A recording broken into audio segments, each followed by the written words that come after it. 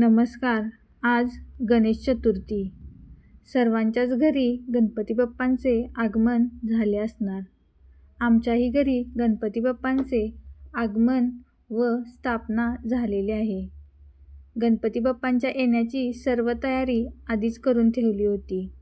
गणपती बाप्पांची स्थापना झाल्यानंतर गणपती बाप्पांची पूजा व आरती सर्वांनी एकत्रित मिळून केली. मनाला खूप प्रसन्न वाटलं. आज सर्व कुटुंब एकत्र जमलेलं होतं. गणपती बाप्पांची पूजा व आरती करून झाल्यानंतर सर्वांना प्रसाद वाटण्यात आला. गणपती बाप्पांच्या आवडीची खपली गव्हाची खीर आणि उकडीचे मोदकसुद्धा आज बनवलेले होते.